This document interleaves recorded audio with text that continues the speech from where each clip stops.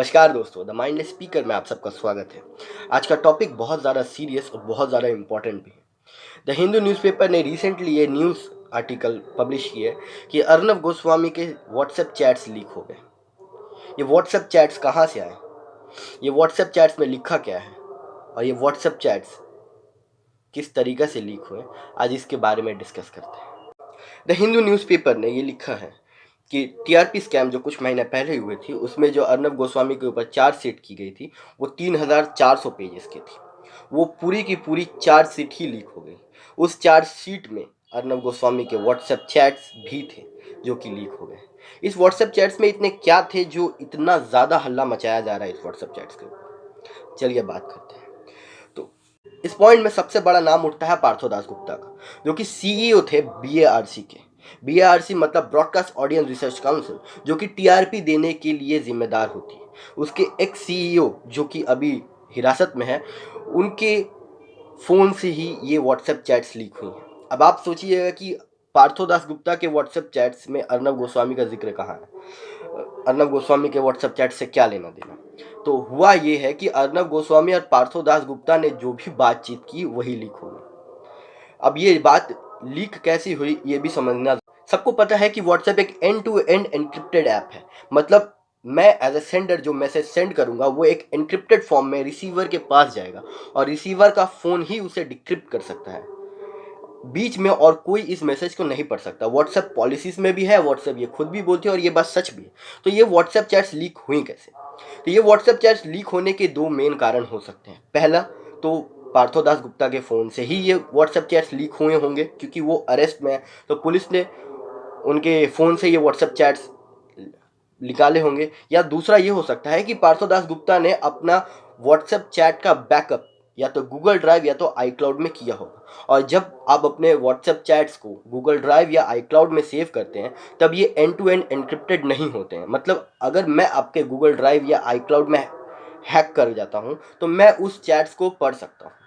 तो आपको भी ये बात समझना पड़ेगा कि अगर आप चाहते हैं कि आपका WhatsApp chat end to end encrypted और सिक्योर रहे, तो या तो आप उसको सिक्योरली वैसे ही रहने दीजिए जैसे वो फ़ोन में है, और अगर आप उसको अगर बैकअप में रखते हैं तो फिर प्रॉब्लम्स फेस करने पड़ सकते हैं अगर आपको आपके प्राइवेसी कंसर्न है। तो टॉपिक पे आते हैं कि अर्नब गोस्वामी का चैट्स में ऐसा क्या था कि इतना ज़्यादा कंट्रोवर्सी इसके ऊपर है। बात ये है कि टीआरपी स्कैम का हियरिंग बॉम्बे हाई कोर्ट में चल रही थी, जिसकी नेक्स्ट हियरिंग 29 जनवरी को है। बट इसके पहले ही चैट्स लीक हो गई। अब चैट्स लीक हुई, उसके कुछ मेन टॉपिक मैं आपको बता देता हूँ जिसकी वजह से इतना ज़्यादा ये कंट्रोवर्शियल है। बट कोई भी मेन स्ट्रीम मीडिया इसको कवर नहीं कर रहा है, क्योंकि सबको पता है कि उनके भी सीक्रेट्स रिवील हो सकते हैं अगर वो इस पॉइंट को कवर करें। So point number 1, Arnab Goswami को बालाकोट एयर स्ट्राइक के बारे में पहले से ही पता था। उन्होंने 23 फरवरी 2019 को पार्थोदास गुप्ता को यह टेक्स्ट किया है कि कुछ बहुत बड़ा होने वाला है, और ये 23 फरवरी वही डेट है जिसके 3 दिन बाद बालाकोट एयर स्ट्राइक हुआ था। ये एक बहुत ही बड़ा ऑपरेशन था और मिलिट्री सीक्रेट था। अर्नब गोस्वामी को पहली बात तो ये पता ही नहीं रहनी चाहिए था कि बालाकोट एयर स्ट्राइक होने वाला है, क्योंकि उन्होंने कहा है कि कुछ बहुत बड़ा होने वाला है, मतलब उनको इस बात का हिंट था। दूसरी बात ये कि उन्होंने इस बात को डिस्क्लोज किया। पहली बात तो उन्हें पता ही नहीं रहने चाहिए थे, दूसरी बात उन्होंने इस बात को डिस्क्लोज किया है एक सिविलियन को, तो उनके ऊपर द ऑफिशियल सीक्रेट्स एक्ट 1923 के ऊपर कार्यवाही की जा सकती है। ये एक बहुत ही संगीन जुर्म है, क्योंकि मिलिट्री सीक्रेट्स किसी ऐसे नॉर्मल जर्नलिस्ट को पता नहीं रहे। पॉइंट नंबर 2, अर्नब गोस्वामी की टीम द रिपब्लिक भारत की टीम पहले से ही कश्मीर में थी। जब पुलवामा अटैक हुआ तो उनकी टीम सबसे पहले वहां पर रिपोर्टिंग करने गई, बाकी जितने न्यूज़ चैनल थे उससे 20 मिनट पहले। ये भी कहा जा सकता है कि अर्नब गोस्वामी की टीम ही सबसे पहली न्यूज़ चैनल थी जो कि वहां पर जाकर रिपोर्टिंग करना स्टार्ट की थी। ये बात कई हिसाब से सही भी है, बट उन्होंने जो चीज़ टेक्स्ट में लिखी है पार्थोदास गुप्ता को वो बहुत ज़्यादा खराब है, या वो मोरली बहुत ज़्यादा इनकरेक्ट है। उन्होंने ये लिखा है कि the attack this happened we won like crazy, मतलब उनकी टीआरपी इतनी ज़्यादा ऊंची चली गई कि वो बाकी न्यूज़ चैनल से कई ज़्यादा ऊपर चले गए। एक जगह पर जहाँ पर हमारे मिलिट्री सोल्जर्स की जान जा रही है, वहाँ पर आपने अपनी टीआरपी का सेलिब्रेशन किया है, वो पहली बात तो मोरली बहुत ज़्यादा ख़राब है। दूसरी बात, आप अपने आप को नेशनलिस्ट कहते हो तो आपको दुख जाहिर करनी चाहिए थी, ना कि अपने टीआरपी के ऊपर सेलिब्रेट करना। 19 अगस्त 2019 को अरुण जेटली आईसीयू में थे। उनकी तबीयत बहुत ज़्यादा खराब थी, पर अर्नब गोस्वामी ने पार्थोदास गुप्ता को ये लिखा है कि जेटली इज स्ट्रेचिंग इट, क्योंकि उनकी एक मीटिंग उनके साथ डिले हो रही है। एक जगह पर जहाँ पर एक इतने बड़े मंत्री जिन्होंने देश के लिए इतना कुछ किया है, वो आईसीयू में है, जिंदगी से लड़ रहे हैं, और आप कह रहे हैं कि उन्होंने आपको एक मीटिंग नहीं दिया और वो इस बात को स्ट्रेच करने के लिए आईसीयू में। 5 अगस्त 2019 इंडिया के लिए एक बहुत ही बड़ा दिन था, क्योंकि उस दिन आर्टिकल 370 को एबोलिश किया गया। कश्मीर को एक इंटीग्रल पार्ट के हिसाब से इंडिया ने अपनाया था, क्योंकि कश्मीर पहले से ही इंडिया का पार्ट था, बट जितने भी कॉन्फ्लिक्ट हो रहे थे पाकिस्तान के साथ, उसको साइड लाइन करते हुए इंडिया ने ये बात डिक्लेयर किया कि कश्मीर हमारा ही पार्ट है और इसके ऊपर किसी का हक नहीं। 5 अगस्त 2019 इंडिया के लिए एक बहुत ही बड़ा दिन था। सब लोगों ने खुशियां मनाई इस चीज़ के लिए।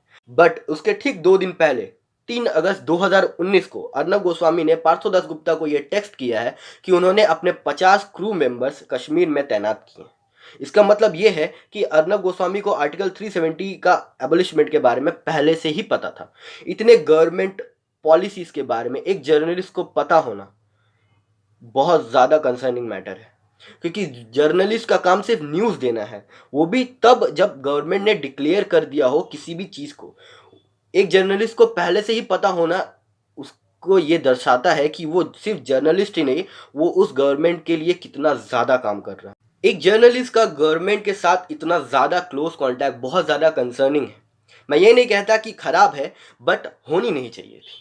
अर्नब गोस्वामी ने बाकी कई जर्नलिस्ट के बारे में बहुत ही गलत गलत बातें कही। 17 मई 2017 को अर्नब गोस्वामी ने ये एक्सेप्ट किया था, उन्होंने ये टेक्स्ट किया है पार्थोदास गुप्ता को कि all ministers are with us, मतलब ये बात कबूल करते हैं कि गवर्नमेंट में उनकी बहुत ज़्यादा कनेक्शंस है और सारे मिनिस्टर्स उनके सपोर्ट में। मैं ये कहना चाहता हूँ कि ये चैट्स अभी तक प्रूवन नहीं है, मतलब कोई अभी तक प्रूव नहीं कर पाया कि ये चैट्स सही है कि नहीं, क्योंकि किसी भी ऑफिशियल सोर्स ने ये बात कबूल नहीं की है कि ये चैट्स एक्चुअली में करेक्ट है कि नहीं।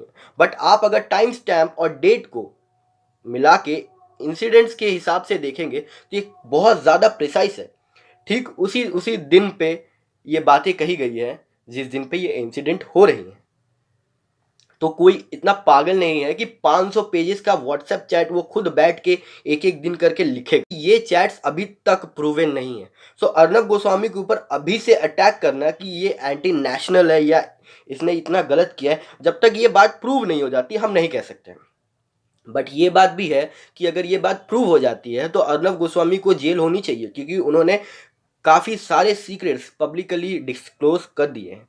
मिलिट्री सीक्रेट्स को डिस्क्लोज करना बहुत ज़्यादा संगीन जुर्म है, जो कि अर्नब गोस्वामी ने किया है, और उसके लिए उनको जेल जाना बंद। वीडियो के एंडिंग में मैं सिर्फ इतना ही कहना चाहता हूँ कि मैं वीडियोस बेस करता हूँ जो न्यूज़ मुझे मिलती है, जो न्यूज़ मैं पढ़ता हूँ, जो न्यूज़ आर्टिकल पब्लिश किए जाते हैं। ये मेरी पर्सनल ओपिनियन बिल्कुल भी नहीं है, ये वही सारे न्यूज़ है जो कि मैं पढ़ रहा था और मैं सिर्फ आपको बताना चाहता था।